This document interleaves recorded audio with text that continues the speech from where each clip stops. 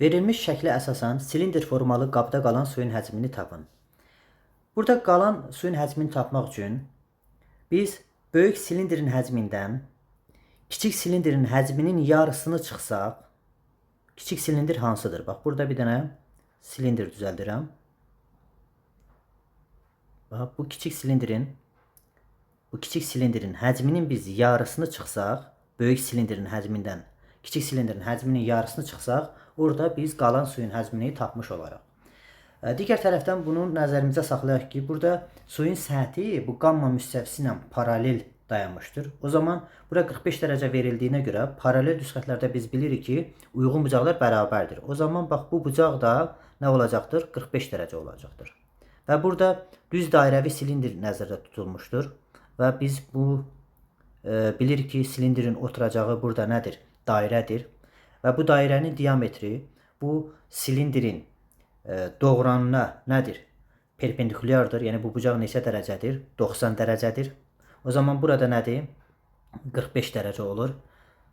Yəni bura 2R-dirsə, o zaman burada nə qədər olacaqdır? Bax, bu hissə, bax, bu balaca kiçik hissə nə qədər olacaqdır? 2R olacaqdır.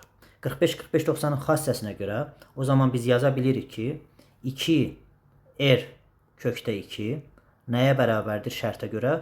12-yə. Buradan R-i tapsaq, R bərabərdir 6 bölünsün kökdə 2, o da olacaqdır nə qədər? 3 kökdə 2. R-i tapdıq. Bəs böyük silindrin hündürlüyünü necə tapacağıq? Burada 45 dərəcə, bura 90, yenə də bura 45 dərəcə. O zaman yenə də 45-45-90-ın xas hissəsinə görə böyük silindrin hündürlüyü də nə oldu? 9 kökdə 2. Silindrin həcmi nəyə bərabər edir? V bərabərdir. S oturacaq vurusun H. Pi R kvadratı vurusu nədir? H. Böyük silindrin hündürlüyü 9-dur.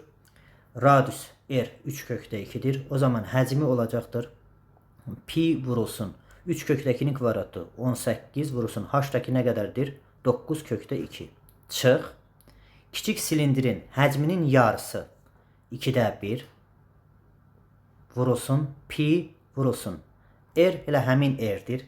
R kvadratı 3 kökdə 2-nin kvadratı 9 dəfə 2 18 vurulsun H isə kiçik silindrin hündürlüyü nəyə bərabərdir? 2R-ə. O zaman olacaqdır nə? 2 dəfə 3 6 kökdə 2. Bu hesablamanı aparsanız bərabər tapacaqsınız ki, qalan suyun həcmi nəyə bərabər imiş? 108 kökdə 2 pi-yə.